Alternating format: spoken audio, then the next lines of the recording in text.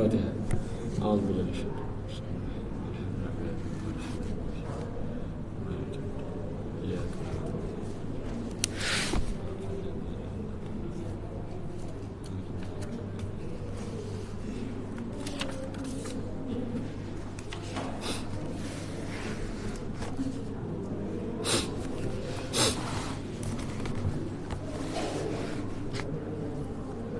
Assalamualaikum warahmatullahi ta'ala wabarakatuh. Alhamdulillahilladzi hadana li hadza wa ma kunna linahtadiya laula an hadana Allah. Asyhadu an la ilaha illallah wahdahu la syarika lah. Wa asyhadu anna sayyidana Muhammadan abduhu wa rasuluh.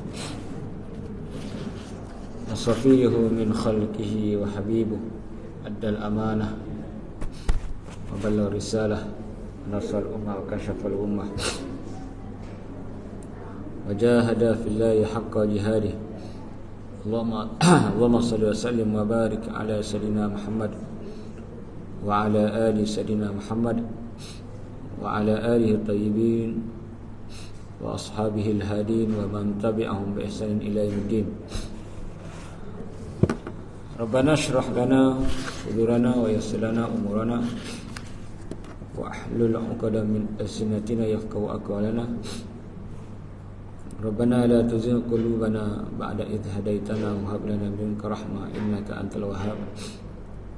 ربنا أدخلنا مدخل صدق وأخرجنا مخرج صدق واجعل لنا من لدنك سلطانا نصيرا. ولا حول ولا قوة إلا بالله العلي العظيم. أما بعد.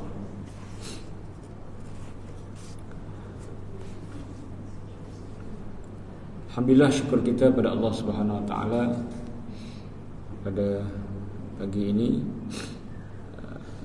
pagi 20 Ramadan.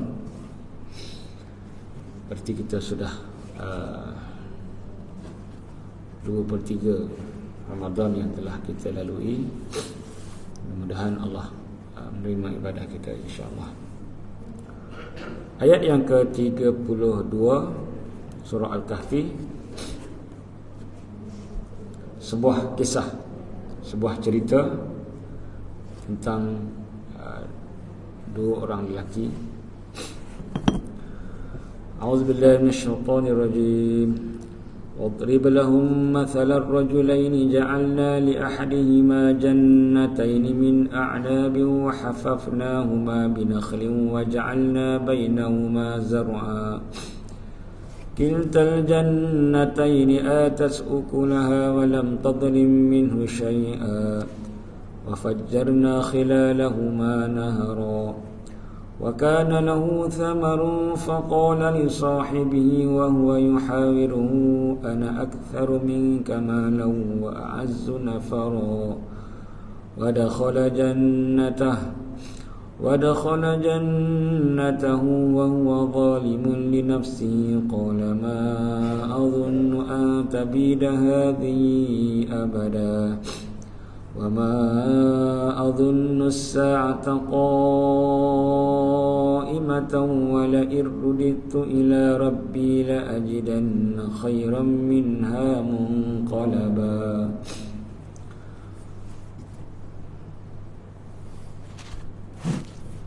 Ayat 32 sehingga ayat 36 surah Al-Kahfi yang bermaksud, dan berilah kepada mereka contoh.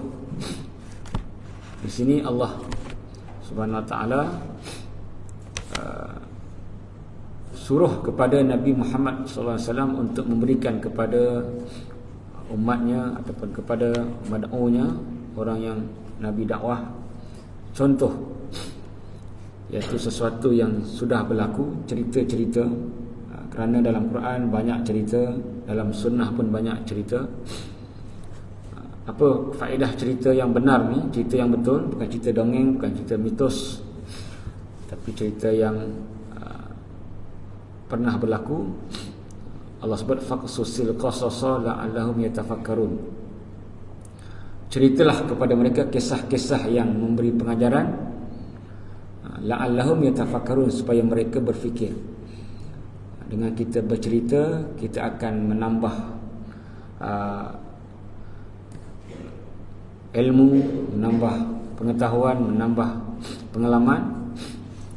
Kerana setiap cerita yang disebut dalam Quran dan hadis itu mempunyai pengajaran yang besar, pengajaran yang banyak. Di sini cerita tentang rajulain, dua orang lelaki. Ja'alna li ahadihima jannataini, yang mana dua orang lelaki tersebut kami berikan kepada mereka dua kebun. Dua kebun, jannah. Jannah ni kebun lah. Mana saya sebut semalam kan, syurga ni daripada perkataan jannah, iaitu kebun. Kerana syurga ni konsepnya kebun, hutan yang ada sungai, yang mempunyai rumah-rumah yang besar, istana-istana dalam syurga. Jadi dua orang lelaki dalam Quran disebut tentang mereka diberikan nikmat memiliki tanam-tanaman berupa a'nab, anggur. Mana a'nab ni jamak kepada inab. Inab singular, anggur pluralnya adalah a'nab, anggur-anggur. Ka'nab mana lain. Itu ka'nab. Ini a'nab, bukan ka'nab. Wa hafafnahuma binakhlin, dan kami kelilingi kebun-kebun keduanya tadi dengan nakhlin, dengan pokok-pokok kurma. Nakhal. Nakhal ni pokok kurma. Kalau tamar kurma, kalau nakhal pokok kurma. Ini bahasa Arab, dia kaya kan dengan bahasa. Buah lain, pokok nama lain. Kita buah durian, pokok durian lah, tak ada nama lain. Buah rambutan, pokok rambutan.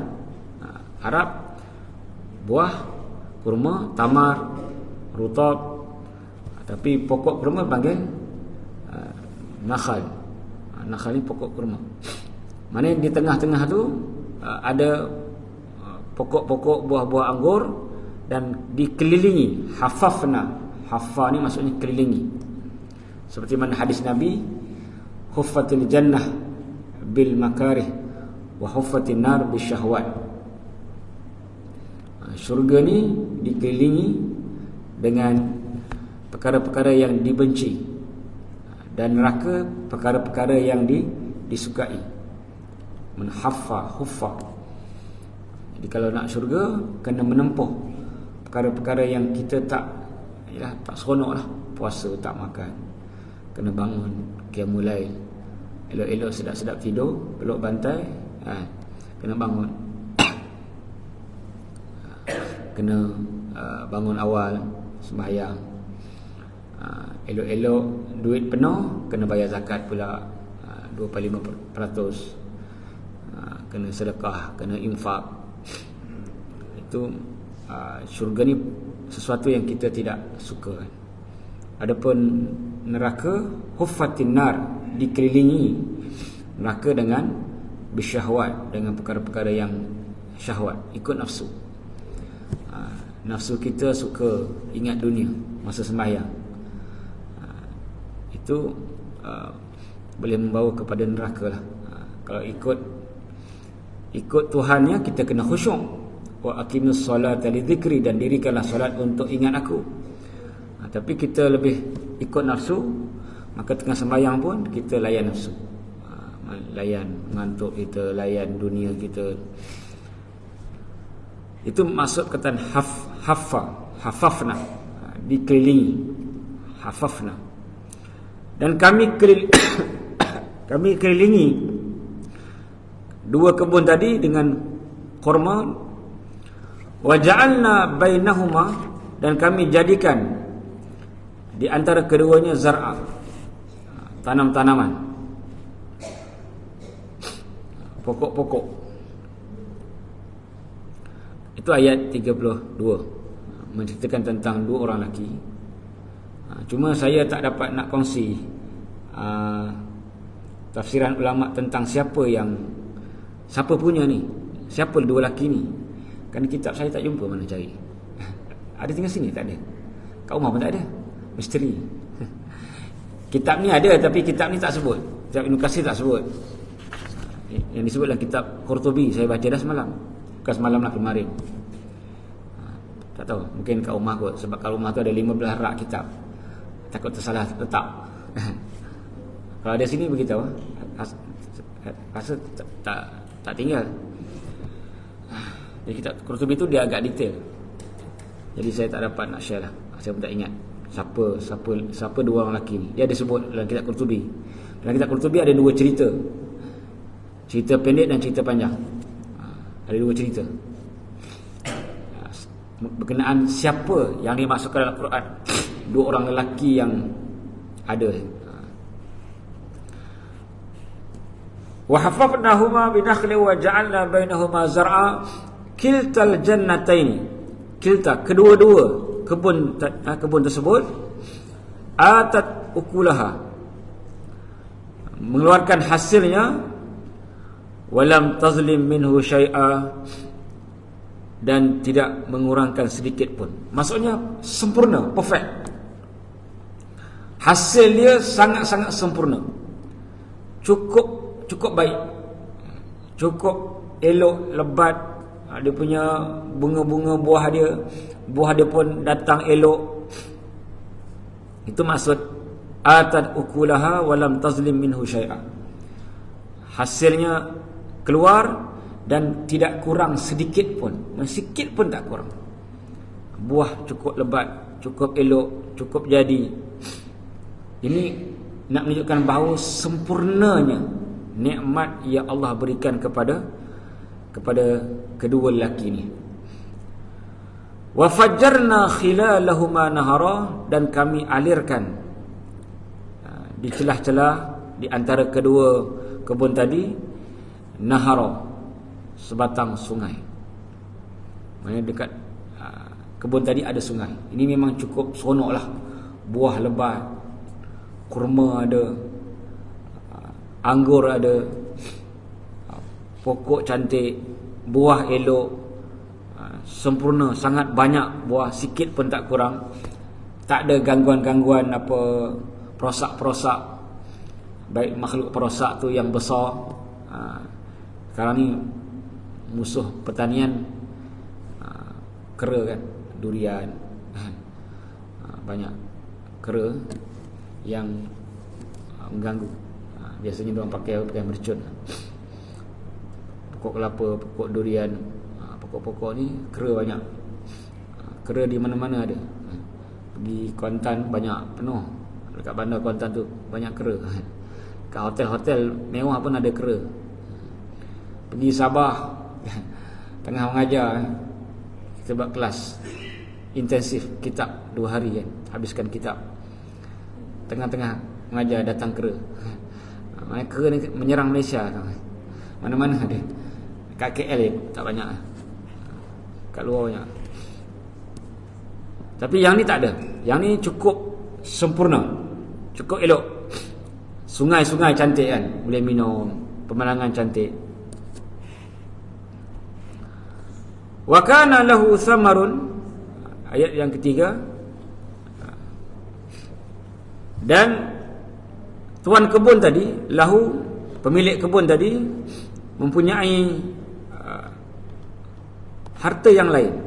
Selain daripada kebun ni, ada harta lain, ada hasil lain, ada tanaman lain, ada buah lain. Maknanya cukup lumayan. Ini bahasa Indonesia, lumayan pak, sangat sempurna.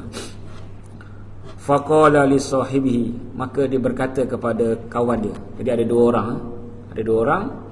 Maka seorang tu dia berkata kepada kawan dia, wa huwa yuhawirhu, dan dia berdialog dengan kawan dia, ana aktsaru minka malau wa azzu nafara. Aku lebih banyak harta daripada engkau, dan aku lebih banyak pengikut.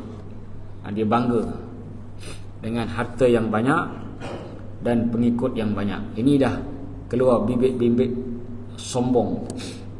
Sebab tu ujian harta, ujian kesenangan ni lebih susah daripada ujian kesusahan. Dalam Quran sebut ujian ada dua, wa nabluukum bil khairi wasyarri fitnah. Dan kami uji kamu dengan kesenangan dan kesusahan sebagai satu ujian kepada manusia. Wa ilaina turja'un, dan kamu akan kembali kepada kita.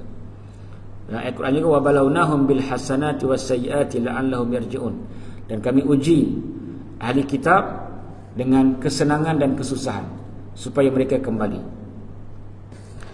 Kadang-kadang manusia bila susah dia dapat insaf, keinsafan, taubat, kembali pada Allah. Tapi bila dia senang, dia lupa. Ini ramai manusia yang tewas dengan ujian kesenangan. Dia lupa untuk taat, dia lupa untuk kembali pada Allah, lupa untuk memahami ayat-ayat Allah, lupa untuk infak. Seperti mana Qarun kan. Qarun ni dulu adalah penulis wahyu Nabi Musa AS. Masa dia susah, dia tukang tulis. Dia sepupu Nabi Musa AS. Dia minta doa dengan Nabi Musa. Dia kaya, dia lupa. Bila orang cakap dengan dia, nasihat dia, qala innama utitu ala ilmin indi. Dia kata kekayaan aku ini adalah kerana ilmu aku. Ini ayat biasa zaman sekarang kan. Berjaya kau? Tengoklah aku Oxford. Dia tengoklah education aku. Dia bangga kan? Ini bangga cara Qarun. Qala innama utitu ala ilmin indi. Kata Qarun, hartaku ni sebab aku ada ilmu. Aku ada ilmu, aku boleh berjaya. Ini ayat macam biasa kan? Macam biasa orang cakap, aku alhamdulillah kan, aku banyak apa ruang-ruang kursus, aku semua masuk, sebab tu aku berjaya. Dia sebenarnya kejayaan 100% daripada Allah. Kadang-kadang kita syirik. Alhamdulillah, aku belajar pun pandai, Allah tolong sama-sama. Dia kata sama-sama dengan Tuhan, partnership. Ini bahaya, ayat-ayat bahaya. Ini sama-samalah, Allah tolong, kerajaan tolong bagi geran, sama-sama. Dia tak sama. 100% kejayaan kita daripada Allah. Ada pada satu ketika dalam perang Hunain, orang beriman, orang Islam ada yang dia sombong. Bukan Nabi lah. Dia kata kita tak akan kalah, kita ada 10,000 tentera. Lan nughlabal yawma min killah. Ini penyakit yang paling bahaya yang perlu saya tekan sikit lah. Kadang-kadang kita tak perasan. Saya kadang-kadang kita cakap, aku ni banyak ceramah sebab ilmu aku belajar 10 tahun kat Mesir kot. Ini ayat-ayat bongkak, ayat-ayat Tuhan murka. Jadi bila orang beriman, tak semua, sikit je sebahagiannya. Dalam 10,000 tentera perang Hunain tadi, ada yang kata kita tak akan kalah, kita mesti menang punya, kita ramai. Ayat ni biasa. Kita mesti berjaya punya, kita dah ada banyak pengalaman. Ini ayat ni biasa. Maka Allah uji mereka dengan kekalahan pada pusingan pertama. Kalau kita lihat sejarah perang Hunain, mereka diserang hendap oleh musuh dan habis lari bertempiaran, kecuali Nabi dan beberapa orang sahabat. Mana first half kalah, tapi mereka comeback lah. Nabi panggil balik, akhirnya menang. Jadi kenapa mereka mula-mula kalah? Kerana sikap mereka yang Allah sebut dalam Quran, ayat 25 surah At-Taubah. Tuan-tuan buka ayat 25 surah At-Taubah. Ini sebab kekalahan awal, kekalahan pada permulaan dalam perang Hunain. Kenapa? Laqad nasarakumullahu fi mawatin katsirah wa yauma Hunainin. Allah sebut wa yauma Hunain, dalam perang Hunain, idz a'jabatkum kathratukum, ketika mana kamu kagum dengan ramainya kamu. Allah sebut sendiri sebab pekalah pada permulaan. A'jabatkum kathratukum, kamu bangga, kamu ujub, kagum dengan ramainya kamu. Falam tughni ankum syai'a, sedangkan ramainya kamu tidak memberi apa-apa makna. Kita semua pernah melalui kejayaan dan sebagainya kan. Ramainya kita tidak memberi apa makna. Knowledge kita tidak memberi apa makna di sisi Allah. Di sisi Allah tak ada apa makna. Kita kena berusaha. Sebab kita manusia, Allah suruh berusaha. Tapi kejayaan 100% dunia atau akhirat daripada Allah. Tak boleh kita sandarkan ilmu kita, experience kita, kebolehan kita, kan? Ramai mana orang yang ada experience gagal, ramai mana orang yang ada PhD gagal, ramai mana ustaz-ustaz yang belajar lama gagal. Masa gagal di dunia lah, akhirat tak tahulah kan. Maksudnya gagal. Ramai kan orang-orang yang alim kan, tapi dia tak dapat nak delivery ilmunya kepada masyarakat. Malahan orang-orang yang jahil, bukan jahil lah, dia kurang ilmu, dia sampaikan ilmu di media-media umum ni. Banyak kali saya dengar kan. Semalam dengar pula dalam radio kan, cerita pasal tahajud dan qiyamul lail. Saya pun pening apa dia nak sebut. Qiyamul lail ni boleh ke tak boleh tidur? Dia kata Ramadan, tak apa, tak tidur pun tak apa. Sebelum Ramadan, qiyamul lail kena tidur. Pening dah. Ni semalam baru dengar. Tak mahu sebut lah. Famous juga ustaz ni. Last sekali saya tak tahu boleh ke tak boleh kena tidur ke tidak sebenarnya. Dia buat kesana ke sini kan, keliru. Sedangkan jelas je, qiyamul lail, sembahyang malam di antara isyak sehingga subuh, tak kira tidur ataupun tidak. Simple. Itu penjelasannya. Tahajud kena tidur. Sebab tahajud sendiri makna tarkul hujud, meninggalkan tidur. Tatajafa junubuhum, renggang tubuh mereka. Tahajud kena bangun tidur. Qiyamul lail dia umum. Tahajud pun kira qiyamul lail. Lepas isyak kita sembahyang taubat pun kira qiyamul lail. Sembahyang tasbih pun kira qiyamul lail. Jadi dah pening. Dia bezakan di antara Ramadan tak Ramadan. Sama aja. Tarawih tu kira qiyamul lail lah. Segala sembahyang sunat lepas isyak sampai subuh qiyamul lail. Jadi pening. Sebab tu patutnya orang-orang yang berilmu lah yang menyampaikan. Tapi itu semua Allah Ta'ala punya kuasa. Ilmu tinggi pun tak mesti Allah Ta'ala akan berikan dia peluang. Tapi satu kerugian bagi masyarakat lah bila penerbit-penerbit ambil hanya sekadar popular. Ada je yang popular yang alim, tapi dah dia pilih yang tu, nak macam mana kan. Sebelum tu dia terjemah salah. Orang yang sama, man shoma Ramadan imanan wa ihtisaban, sesiapa yang puasa Ramadan imanan, penuh keimanan, betul lah. Wa ihtisaban, dengan muhasabah. Ihtisaban tak ada makna muhasabah. Dia dah lebih kurang makna ihtisab, muhasabah lebih kurang sama kan. Ihtisaban ni kita buat kerana Allah, mengharapkan ganjaran daripada Allah. Saya dah cek kita hadis, saya dah post dalam Facebook, saya tegur lah secara umum. Ihtisab maknanya mengharapkan ganjaran daripada Allah. Saya bawa kataan daripada Ibnu Hajar, Imam Nawawi, semuanya ihtisab. Hadis yang popular dalam bulan Ramadan ni, siapa yang puasa Ramadan ihtisaban imanan wa ihtisaban, pun sama juga. Siapa yang bangunkan malam qama Ramadan imanan wa ihtisaban. Ihtisab tu maksudnya buat kerana Allah, bukan muhasabah.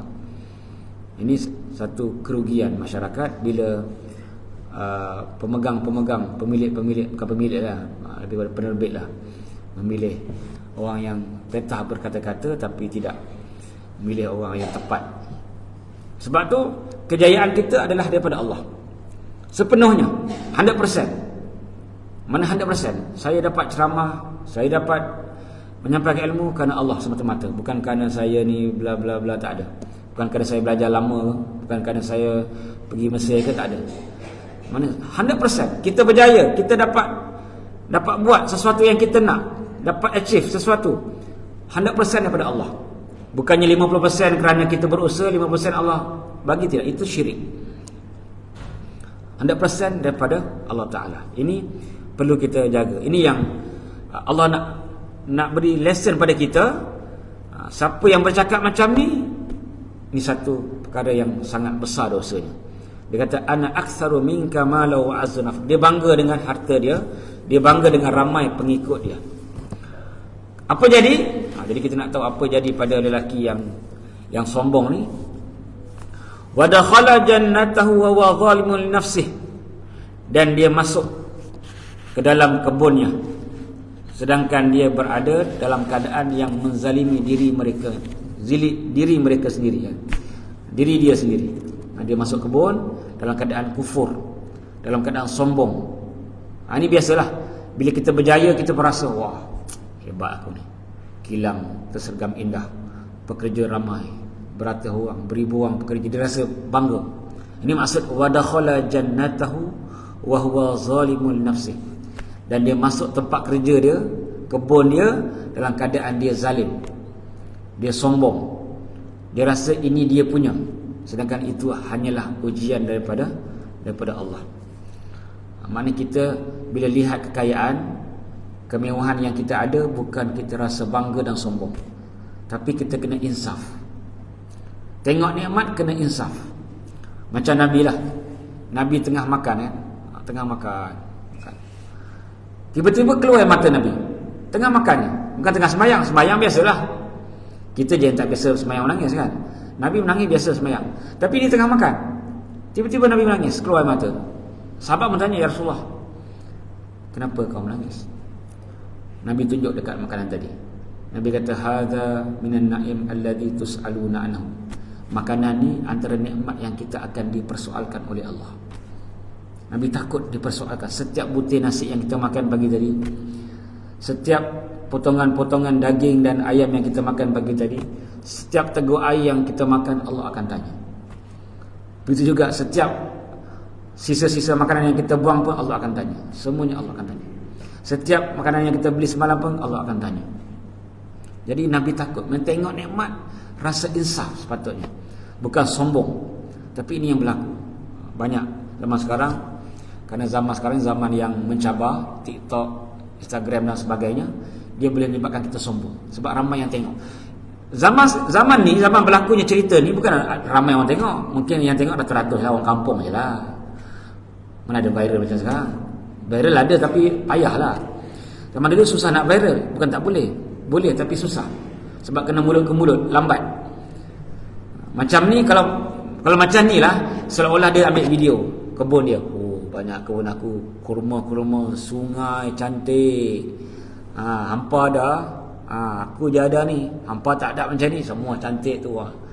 Itu kalau zaman sekarang lah. Kalau orang ni zaman sekarang, dia akan video kan, live. Ini pokok dah berbuah dah, cantik-cantik, semuanya ada ni. Ini harga mana murah-murah tak dapat ni, ini buah cantik ni. Sembang macam tu. Ini yang Allah nak ajar kita. Allah nak ajar kita. Dia masuk kebun dalam keadaan menzalimi diri mereka sendiri, menzalimi diri dia sendiri, iaitu dia sombong. Dia rasa megah, ujub. Apa beza ujub dengan sombong? Ada orang tak tahu apa beza ujub dengan sombong. Ujub, dia tak perlu compare, tak perlu banding. Dia rasa syok, kayanya aku. Kalau ustaz, hebatnya aku pagi tadi, sedap baca Qiyamul Lail. Ataupun aku mengajar, penuh dengan ilmu hadis Quran. Dia seorang-seorang dia. Dia tak banding dengan siapa-siapa. Dia tak payah ada orang pun dia ujub. Orang kata syok sendirilah, syok sendiri senang. Bahasa mudah, syok sendiri. Tak kira, dia ujub ni dia makan semua. Dia tak kira dunia ke, akhirat ke, apa ke. Kalau tuan-tuan nak cantik, nak elok, cari dekat kitab Fajar Ilmu. Saya lupa terjemahan apa, tapi dalam bahasa Arab, hatim sanamak. Apa dia terjemah? Dia kadang-kadang terjemah lain. Kalau ikut bahasa asalnya, hatim sanamak ni hancurkan egomu, hancurkan patungmu. Tapi dia terjemah lain sikit.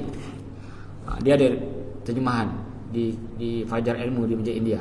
Asalnya kitab Arab, Dr. Majdi Hilali ke siapa, lebih kurang nama dia. Buku tu cerita pasal ujub je, tapi cukup elok. Saya ada yang Arab, tapi tak mana hilang. Saya ada kitab pasal ujub. Sebab ujub ni cukup bahaya. Bila kita ada nikmat, ujub yang paling mudah menyerang, baru sombong. Ujub dulu baru sombong. Sebab ujub ni tak ada orang pun boleh ujub. Sombong kena ada orang. Kita kena rasa lebih baik daripada dia. Sombong lawannya tawaduk. Sombong lebih baik, rasa lebih baik. Kita lebih baik bagus, tapi rasa tu, perasaan tu yang tak bagus tu. Jadi ujub dia sendiri-sendiri. Rasa hebat, rasa alim, rasa warak. Dia rasa dialah yang warak di masjid di surau ni, dialah yang paling baca sedap, dialah yang terpaling alim, terpaling cantik, terpaling fashion. Biasanya terpaling itulah ujub. Kalau sombong, dia rasa lebih. Aku lebih baik daripada si fulan, aku lebih baik daripada ustaz ni, aku lebih baik daripada orang kaya ni, aku lebih baik daripada datuk ni, aku lebih baik daripada makcik ni. Itu sombong. Dua-dua perosak. Dan ini cukup susah.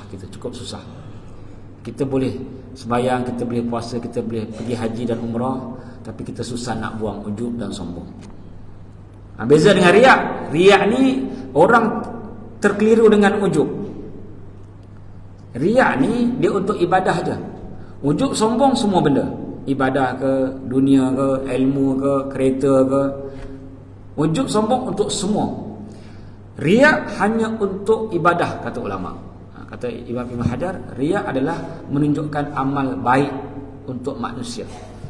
Itu riak.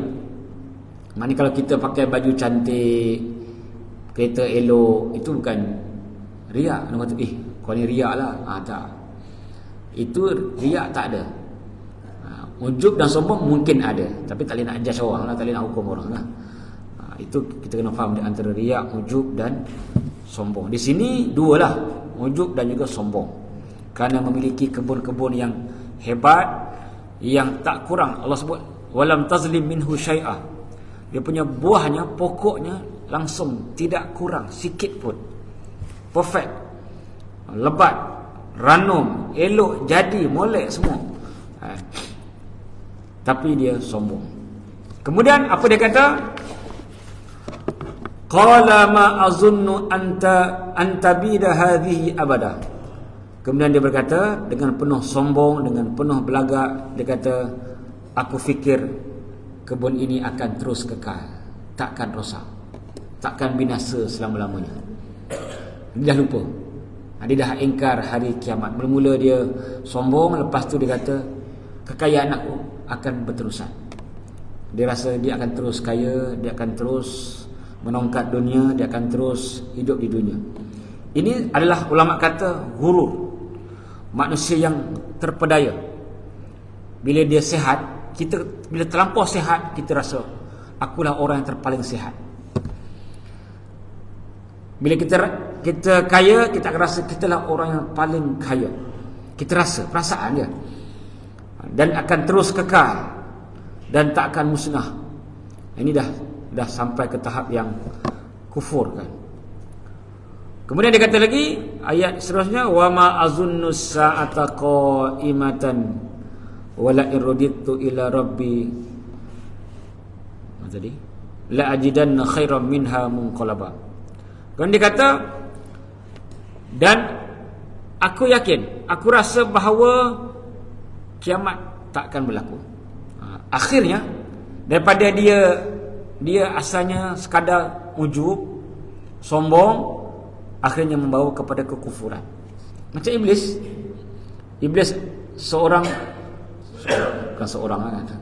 satu makhluk yang sangat taat. Ada yang kata namanya Azazil, tapi itu berdasarkan bolehlah nama dia tak ada hadis sahih pasal Azazil ni, tapi bolehlah dalam sirah ada sebut kan. Dia sangat taat pada Allah. Akhirnya Allah uji dia. Bila Allah cipta Nabi Adam daripada tanah, Allah uji dia supaya sujud kepada Adam.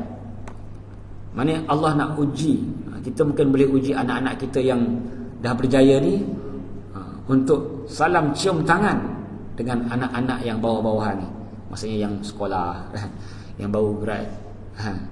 Bang Long, cium tangan adik. Kalau dia orang yang betul-betul baik, dia akan cium tangan sebab dia ikut cakap kita. Kalau sebaliknya, wahai ayah, kenapa cium tangan adik?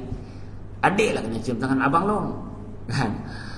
Itu mungkin kita boleh buat kan? Sebab dia tahu bahawa dia adalah orang yang, bukan orang lah, makhluk yang paling lama beribadah. Berjuta tahun dia beribadah. Mana mungkin dia nak sujud, nak tunduk kepalanya, letak pada lantai, pada tanah, kepada satu makhluk yang baru dicipta. Allah tanya, qala ma mana'aka alla tasjuda id amartuk. Tuhan tanya kepada iblis, apa yang menegah kamu untuk sujud bila aku suruh? Kenapa? Dia kata, qala ana khairum min. Kata iblis, aku lebih baik daripada Adam. Penyakit rasa lebih baik ni sangat banyak. Sangat banyak. Tak kiralah ahli politik, pemain bola, ahli agama, AJK masjid. Aku AJK yang paling baik daripada AJK lain. Aku ustaz yang paling baik daripada ustaz lain. Aku. Itu iblis lah. Khalaqtani min nar. Engkau cipta aku daripada api. Sedangkan Adam daripada tanah. Jadi Allah kata apa? Qala fahbit minha. Maka Allah memerintahkan agar iblis fahbit minha, turun daripada syurga. Karena syurga bukan tempat orang sombong. Neraka Jahannam tempat yang layak untuk orang sombong. Dalam Quran sebut alaisa jahannama mathwal lil mutakabbirin. Bukankah Jahannam itu tempat bagi orang yang sombong? Mana sombong tempatnya dalam neraka. Dalam hadis sebut orang-orang yang al-mutakabbirin, orang-orang sombong ni, dia akan jadi sebesar semut pada hari kiamat. Dipijak-pijak, diinjak-injak oleh makhluk-makhluk Allah yang lain. Jadi orang sombong sebelum masuk neraka, Allah bagi perasiksaan. Dalam akhirat, di akhirat ini dia banyak perasiksaan. Perasiksaan. Macam orang yang ambil tanah orang lain. Maaf cakap lah, kadang-kadang parking kita depan rumah tu kita letak binaan, letak kun pun tak baik dah. Apa lagi buat garaj lagi. Itu bukan tanah kita. Dia ada perasiksaan. Apa perasiksaan orang yang ambil tanah tu jadikan milik dia? Allah suruh gali. Allah bagi cangkul dekat dia, gali. Jenuh 7 petala bumi, Nabi kata.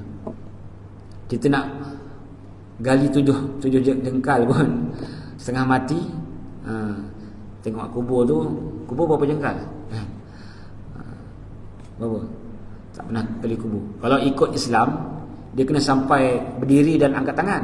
Tapi tak sampai. Lebih kurang berdiri je kan. Itu pun dah setengah mati. Kalau kita buat tak tahulah siap tak siap. Itu yang bagi yang biasa. Ini 7 petala bumi kita ambil hak orang lain. Ambil tanah warisan orang lain, ambil kebun orang lain. Banyak sama sekarang ni.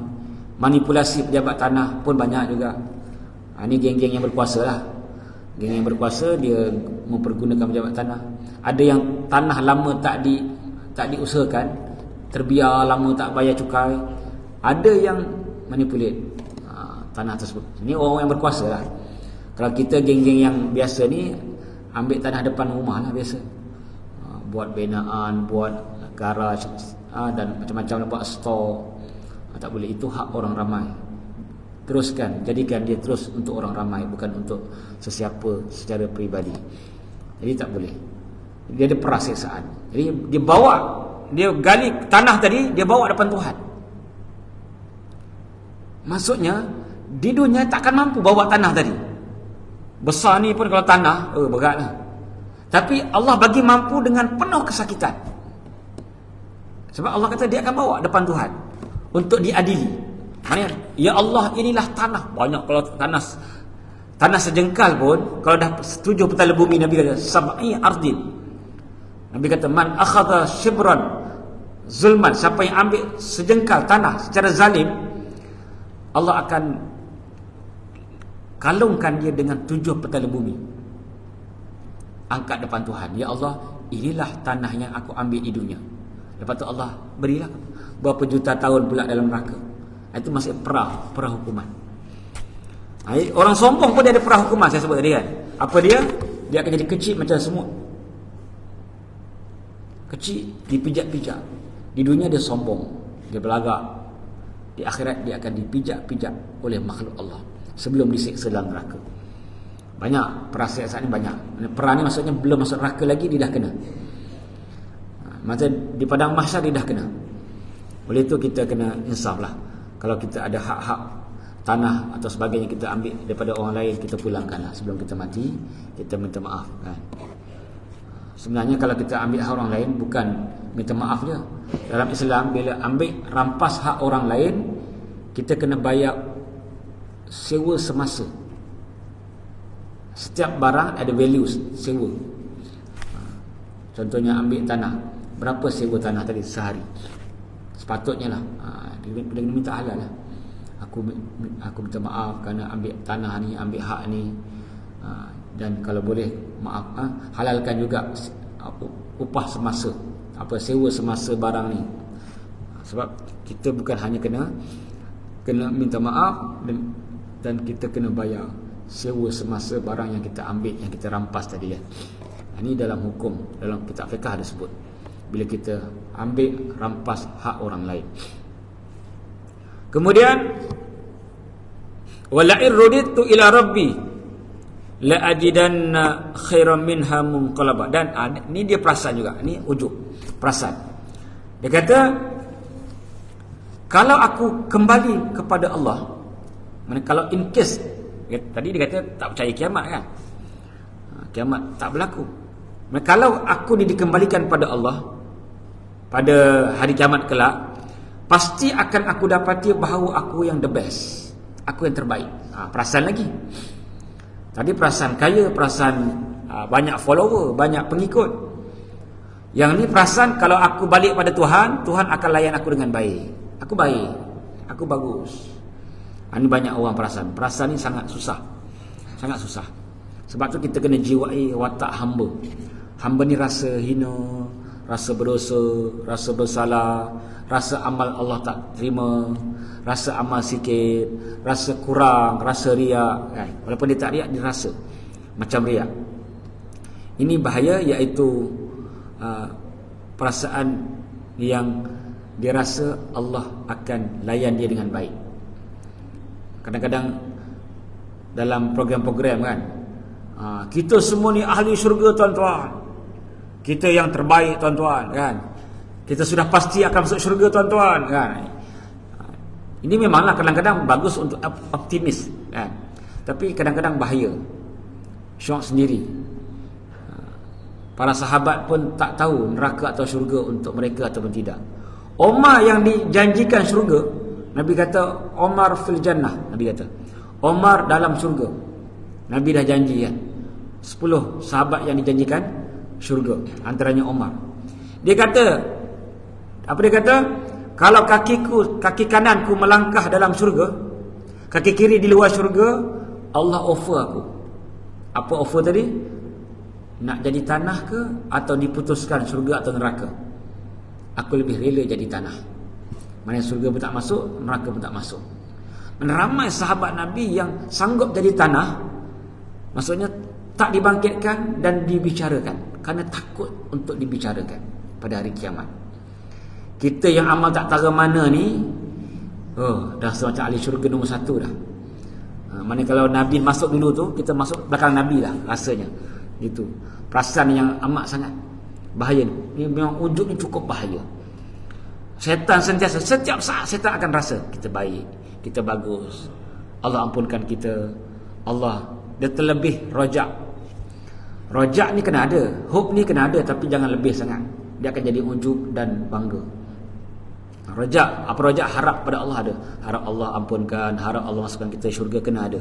Tapi dalam cerita ni dia terlebih perasan. Dia kata wala in ruditu ila rabbi, kalau aku dikembalikan pada Tuhanku, la ajidanna khairan minha munqalaba, pasti aku dapat kembali dengan yang the best, terbaik. Pasti aku akan dapat kemuliaan di sisi Allah Ta'ala. Ini semua hanya syok sendirilah ataupun perasaan. Kemudian qala lahu sahibu, berkatalah, tadi dia cakap dengan kawan dia dengar je kan. Biasa kena kan, sembang kedai kopi, sembang kat kedai, sembang kat masjid, dengar orang sembang lebat atau sembang lebat, dengar je, aku ni malas nak cakap sebenarnya. Dulu ni tanah tu semuanya aku punya. Dia kadang orang yang sama cakap tu. Dia suka sembang lebat. Kita ni dengar je lah. Macam cerita ni lah. Kawan dia sembang lebat. Aku banyak pengikut, kebun aku hebat.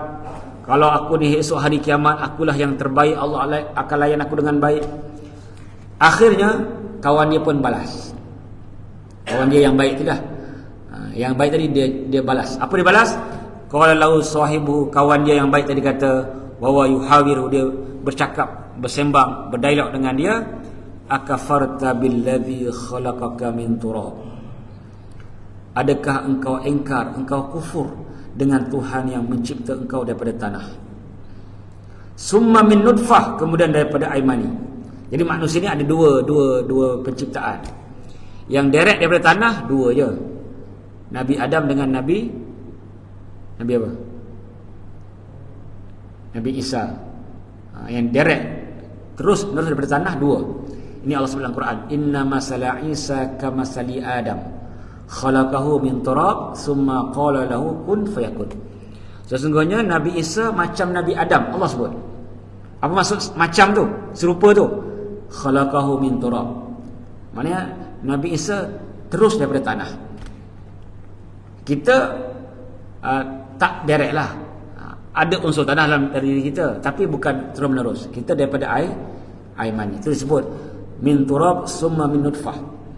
Turab ni yang betul-betul turab, yang terus menerus Nabi Adam dan Nabi Isa. Yang lain dia indirectly lah, tak terus menerus. Dia asal tanah, tapi yang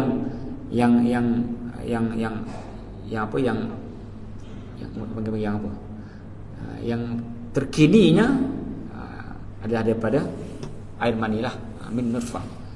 Dalam surah Sejadah ada allazi ahsana khalqa, lupa dah ayat, allazi ahsana kulla syai'in khalqa wa bada'a khalqal insani min tin.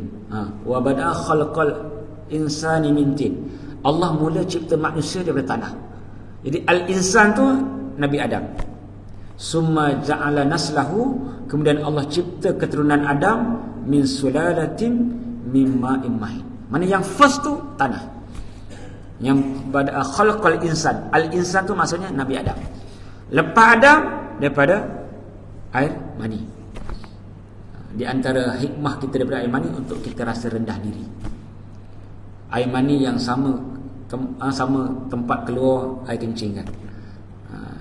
Daripada situlah keluar air kencing, laluan yang sama juga keluar air mani. Supaya kita tidak sombong. Ada seorang pembesar namanya Muhallab. Dia pembesar yang hebat. Dia belagak, sombong kan. Dia pun lalu satu pasar, semua orang tabik hormat kan pada Muhallab ni. Tiba-tiba seorang ulama sufi, biasa dengar, Malik bin Dinar. Dia ni dia bukannya hina, tak hina lah, dia biasa je lah. Mana tak gairah lah. Orang semua, ini raja lalu, semuanya tabik salut kan. Tapi Malik biasa je lah, dia senyum je lah. Tak apa, semua biasa. Dia tak sombong, dia senyum biasa je lah. Macam orang Islam lain lah kan. Tak ada apa-apa penghormatan yang berlebihan kan. Jadi raja ni pun pelik. Orang semuanya salut, semua tunduk, semuanya kan. Kalau sekarang nak selfie lah semua kan. Tapi dia hanya sekadar senyum lah. Bukannya semasam tu sombong kan.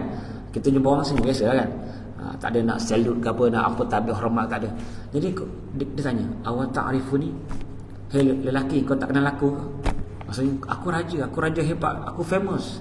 Kau tak kenal aku ke? Kau tak tahu je kan. Orang yang semuanya tabik hormat semua kan. Apa dia kata? A'rifuka, aku kenal kau. Dia ingat kenal betul. Berupanya dia kata, awwaluka maniyun madhirah wa akhiruka jifatun qadhirah wa baina dhainika tahmil adharah. Dia kata, aku kenal engkau bermula daripada air mani yang busuk. Wa akhiruka, dan engkau berakhir dengan bangkai yang jijik. Manusia ni kalau dah mati, yang paling busuk, lebih pada bangkai kambing, bangkai cicak, bangkai kucing. Manusia kalau dah mati, tahulah orang yang biasa forensik semua dia tahu kan. Poli-poli semua biasa ambil orang mati, tahu kan bau dia lain macam kan. Dan di antara air mani dan bangkai yang busuk tadi, masa hidup manusia engkau sentiasa bawa najis. Dalam perut kita tak percaya, kita buka lah. Jadi apa yang kita nak bangga sangat? Kita daripada air mani, mati bangkai mayat yang paling busuk, masa hidup kita bawa najis. Kalau yang kurang bernasib baik, terpaksa tebuk kan. Allah nak bagi peringatan lah. Sebelum dia mati, Allah bagi peringatan supaya dia insaf. Jadi apa yang kita nak banggakan? Itulah hakikat manusia. Sebab tu kita kena sentiasa rendah diri, tawaduk, agar kita jadi hamba Allah yang sebenar. Summa sawwaqa rajula, kemudian Allah sempurnakan penciptaan menjadi seorang lelaki yang sempurna kan. Lakinnahu wallahu rabbi wa la usyriku bi rabbi ahada. Tetapi dialah Allah Tuhanku, dan aku tidak akan syirik dengan Tuhanku dengan apa sahaja. Maknanya dia tegurlah, engkau kufur kerana sombong, ada harta banyak. Sombong, akhirnya jadi kufur. Sebab Islam ni dia banyak hukum kan. Kalau dia free thinker, bebas, tak ada agama, dia boleh buat apa saja. Ini zaman sekarang ada orang yang nak bebas, dia free thinker, dia tak ada agama, walaupun asalnya dulu dia ada agama. Kemudian dia nasihat, walaula izdakhalta jannataka qulta ma sya Allah la quwwata illa billah. Dan sepatutnya bila kau masuk kebun tadi, bukan kau sombong, bukan kau belagak, sepatutnya kau berdoa, masya Allah la quwwata illa billah. Ini doa bila kita masuk tempat kerja kita lah, ataupun kita sedang menikmati kekayaan, ini doa dia. Nabi kata apa? Sesiapa yang ada harta, ada nikmat, ma an'amallahu ala abdin min nikmatin min ahlin wa malin wa waladin, siapa-siapa yang Allah anugerahkan harta, anak, rezeki, isteri, dia sebut, dia baca masya Allah la quwwata illa billah, dia takkan dapat lihat bencana pada nikmat dia kecuali mati. Mana bila mati, mana bencana dia, bencana itulah bila mati tak dapat tengok nikmat tadi. Mana kalau kita ada apa-apa kan, masuk kereta, selesa, masya Allah la quwwata illa billah, insya-Allah safe, selamat insya-Allah. Masuk rumah, alhamdulillah rumah aku cantik, rumah alhamdulillah Allah bagi kan, kita pun sebut masya Allah la quwwata illa billah, insya-Allah tak nampak apa-apa bencana. Mana bencana ni satu je, mati. Bila mati tak dapatlah nak bawa rumah ke semua tu dalam kubur kan. Itu bencana dia lah. Kita akan kehilangan kerana kita mati. Tapi masa hidup kita tak akan kehilangan.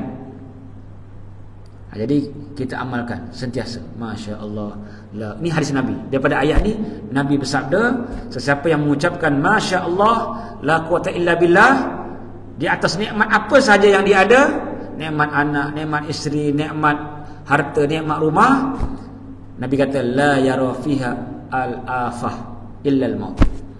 Bila dia baca doa ni masya Allah la quwwata illa billah, dia takkan dapat lihat bencana yang menimpa pada nikmat yang dia dapat tadi kecuali mati. Maksudnya bila dia mati, bencanalah, dia kehilangan semua tu kan. Kita bila mati meninggalkan harta, meninggalkan semua yang ada kecuali amal kita. Yatbi'ul mayyit salasah, yang ikut orang mati ada 3 kan. Maluhu, hartanya, ahluhu, keluarganya, dan amaluhu, amalnya. Fayarji'u isnan, balik 2, harta dan keluarganya. Wa yabqa amalun, yang tinggal hanya amal. Jadi kita setiap kali kita rasa nikmat yang Allah beri pada kita, nikmat anak, nikmat cucu, nikmat apa pun, kita baca banyak-banyak masya Allah la quwwata illa billah. Jadi cukuplah, nanti kita sambung balik. Ada lagi sedikit perbahasan, insya-Allah harap jumpalah kitab saya. Saya kat rumah kot. Kitab dia rumah tu ada 15 rak, kadang tersilap letak. Harap jumpa. Sedih juga. Kitab tu dia detail sikit lah. Kitab lain banyak, tafsir saya ada banyak. Saya ada lebih 10 tafsir kat rumah tu. Ibnu Katsir, Abi Sa'ud, lebih 10, ke 15 kot.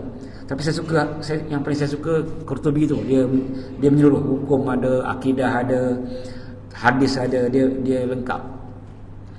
Berbanding tafsir-tafsir yang lain. Kalau tak jumpa kena beli pula. Dia beli bukan yang hilang satu jilid. Tapi kena beli semualah. Mana ada orang jual satu-satu kan. Tapi ada kot, saya rasa ada. Kemudian jumpa balik insya-Allah. Auzubillahi minasyaitonir rajim. Alhamdulillahirabbil alamin. Wassalamu ala sayyidil mursalin wa ala alihi washabihi ajma'in. Allahumma inni nas'aluka al-huda wat tuqa wal afafa wal ghina. Rabbana ja'alna muqimas shalah wa innaka innaka sami'ud du'a. Allahumma anfa'na bima 'allamtana wa 'allimna bima yanfa'una wa zidna ilman warzuqna fahman na'udzubika min ahli an-nar. Allahumma harsna bi'adika allati la tanam. Rabbana atina fid dunya hasanah wa fil akhirati hasanah wa qina adzaban nar. Sallallahu alaihi wasallam Muhammad walhamdulillahi rabbil alamin. Assalamualaikum warahmatullahi wabarakatuh.